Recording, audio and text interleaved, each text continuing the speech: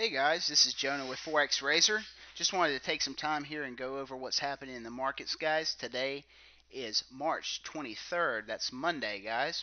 We've had a decent amount happening today. On top of some positive data for the equity market, as we've seen the Dow rally up today. We've also had some positive data in the housing market as well, with existing home sales significantly above expectation. And this is almost giving people the concept that we're finding a bottom on the housing market, which of course most people know. Housing market is one of the main catalysts for the economic problems that we're in right now. So if we are finding a bottom in the housing market, and trust me, I'm not saying that we are, but I'm saying that's the concept on the market right now, and the reason for that is that we've had 4 months in a row of a consolidation type numbers. There's no more declines. We're kind of consolidating between 4.5 million houses and 4.7, 4.8 million houses existing home sales every month. So that's positive data, and we've seen the market react to that. Also, late last week, we had the Fed come out and buy a whole bunch of U.S. debt, $300 billion worth, which was also perceived as very, very positive by the markets, and definitely helped equities rally. And also, because of its helping the equities rally, we've seen the euro pull up. In fact, everything's pulled up to the dollar. The dollar has just been flat out weak. And for those of you who don't know what's going on with the dollar, it does, why is the dollar weak when positive things are happening in the U.S.? Well, it's pretty simple, and that is that we had a very, very strong dollar based on risk aversion. People were buying U.S. dollars as a safe haven currency because they were scared of what was going on in the world. And the concept was, the U.S. is going to be better off than anywhere else. It wasn't a matter of the U.S. was a good place to be. It was a matter of everywhere else is going to be terrible too, and the U.S. is probably going to come out on top. Now, we've seen a disconnect from that over the last couple weeks based on positive U.S. data. And the reason is because now that we have positive U.S. data, people are getting the concept that, wow, we might be bottoming. We might be starting to move back into positive territory. We're seeing a little bit of bullish moves on the equity markets.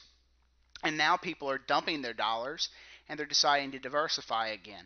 And that is why you're seeing a very, very weak dollar. Here on daily chart, you can see this move that we're talking about on 318 where this pair just jumped up. This move right here on daily chart, that is that release of the Fed buying government debt. That $300 billion infusion right there. That's what caused this jump up. Now this line right here, as if we pull back a little bit, you can see this is a daily trend line, and it's strictly based off of our last big cap here at 60. And then when we rallied up here to the 44 level back in December, and now we're hitting it again right now at current levels. So this is definitely a questionable area. If we break through here, we ought to continue up. Our next level of resistance is probably going to be this daily 200 SMA support. Resistance right here around the 29 level. 39. We're going to see that come in play right around 38.50 to 30 to 39. That's going to be definitely going to be a level of resistance there. And if we pull this thing down to a 4 hour, we see we've kind of been making a little bit of a box channel here. Bouncing back and forth, trying to make a decision which way we're going to go. This was from our daily report earlier where we were signaling to buy euro at these lower levels because we figured it would bounce back up, which it did.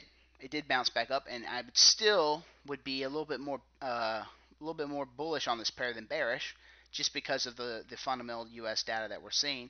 We do have this nice 4-hour uptrend line here that still has not breached, and we do have positive movement here off of the daily lows, which looks to me like we're going to continue up. All the other pairs such as New Zealand and Aussie, they're currently making new highs to the dollar, and then there's no real reason for euro not to do it. But clearly, if you close below this level, about the 35.50, we close below that on a 4-hour chart, you're going to want to get short because we're probably moving down. Let's pull out to an hourly here, and we'll see again we got pretty firm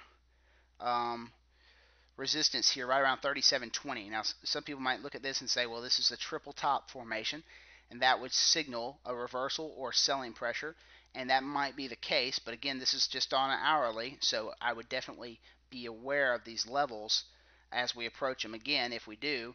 But I would not say which way we're going really until we break out. So we really need to see a close below 35.50 or a close above this 37.30 level. Fundamentally, like I said, I'm still leaning bullish. I don't see a reason really to sell this thing down other than there's a few technical levels involved. But all the other pairs are coming up.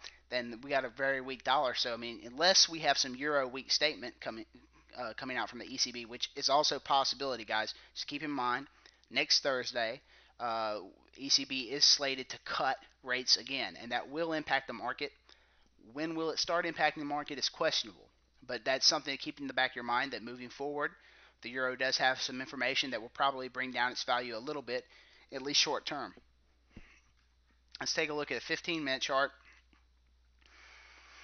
And we can see the same consolidation patterns that we've seen on the other charts. You can see we popped down significantly earlier today when we tested that 35 level, which was a real nice level to buy. The 35, 35.20 level was a real nice buying level. Did not last very long, but for those of you who are watching this little hiccup that came down, it's a great level to buy at, and then this thing just shot right back up. And right now we're trading, close to the U.S. Session close. We're trading right around that 36.20, 36.50 level. And to be honest with you guys, I would probably steer clear of this thing until you break through some levels. If you're going to take a trade, I would buy the pullback. I'm not really into selling this pair until we get a close below 35.50. But if it comes down to 35.80, trust me, I'm going to be buying just based on fundamental data. But that's pretty much what we've got for today on our outlook for Euro USD, guys. Hopefully you'll check us out here tomorrow for another look and recap on where we're heading. Y'all have a great day.